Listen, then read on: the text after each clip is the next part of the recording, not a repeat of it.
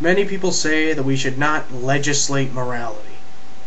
If gay marriage and abortion were the only moral issues, then this statement would actually make sense.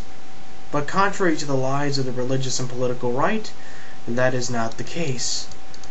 Professional football player Michael Vick, for example, was recently caught engaging in illegal dog fights, where the dogs that lost were killed by brutal and savage methods such as electrocution, hanging, and shooting. If convicted, Michael Vick will be charged with animal cruelty, which is a felony. But pets such as dogs are considered the personal property of their owners, so the question is, why do we have animal cruelty laws? The answer is simple. We as a society have made a moral judgment that torturing animals and forcing them to fight is wrong. Another example is anti-poverty programs like FDR's New Deal, Harry Truman's Fair Deal, JFK's New Frontier, and Lyndon Johnson's Great Society, and more recent anti-poverty efforts.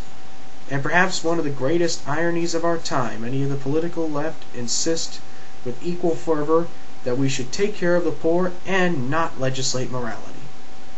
But why do they think we should take care of the poor? Because they have made a moral judgment that it is wrong for people to live in poverty in the wealthiest nation on earth. The assertion that we should not legislate morality is based and sustained by two outright lies.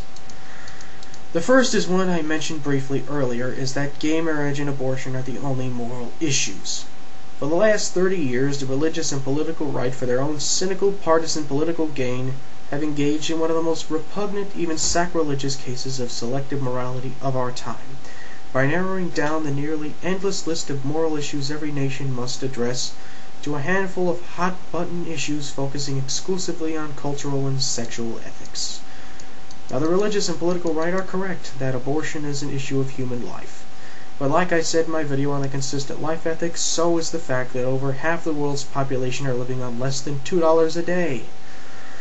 The increasing gap between the rich and poor, both domestically and globally. The increasing death toll in the unjust, ill-advised, and unnecessary war in Iraq. The slaughter of thousands of innocent people in the Darfur region of Sudan, and what is the worst genocide since the Holocaust. Life does not end at birth. Every life from the womb to the tomb is sacred and deserves respect and protection.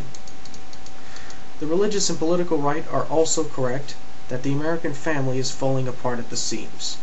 But it is not because gays want to get married, or gays, liberals, and feminists are part of an Illuminati-style conspiracy to destroy families. It's because we have a 50% of marriages ending in divorce, an unprecedented number of out-of-wedlock births, a popular culture that sexualizes children in increasingly younger ages, and an economic system where it takes 2 incomes just for families to get by when it used to take only 1.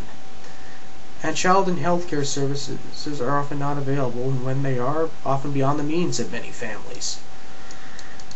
The religious and political right have created a lot of scapegoats and played their share of political football on their so-called pro-family agenda, but are yet to accomplish anything other than dividing America into a bitterly partisan and never-ending culture war. The second lie is sustaining the assumption that we should not legislate morality, is moral relativism, which is a philosophical view which is held by many people on the left, that every societal moral standard is nothing more than a social construct, which is exclusive to particular religious and cultural traditions. Yes, there are some moral principles which do fall under this category, but to assume that every moral principle is relative is intellectually dishonest and irresponsible. Taken to its logical conclusion, relativism has no objection even to the actions of Adolf Hitler. Yet even the staunchest relativists do not take their relativism that far, so why they can still say that everything is relative with a straight face is beyond me. Those who say that the government should not legislate morality are right, though, that there are certain situations where government intervention is inappropriate and unconstitutional. An example of this is indecency fines of the FCC. Ever since Janet Jackson had her so-called wardrobe malfunction at the Super Bowl a couple of years ago, the FCC has gone on a witch hunt against anyone who says anything remotely obscene or indecent. Freedom of speech be damned. The FCC has done this long before that incident at the Super Bowl, but there's nothing like a scapegoat to fire things up a bit. But this still brings us back to the question of why Myself and those who say that we should not legislate morality believe this, and the answer is yet another moral judgment. This one being that it is wrong for the government to get involved in these matters because it violates people's freedom of speech. Indeed, the Constitution itself is an exercise in morality. The Founding Fathers knew that the religious and political repression of the British monarchy was wrong, so they rebelled against it and formed their own nation, which they hoped would guarantee the freedom of speech, freedom of the press, freedom of religion, and other rights and freedoms. If that's not a moral judgment, then I don't know what is.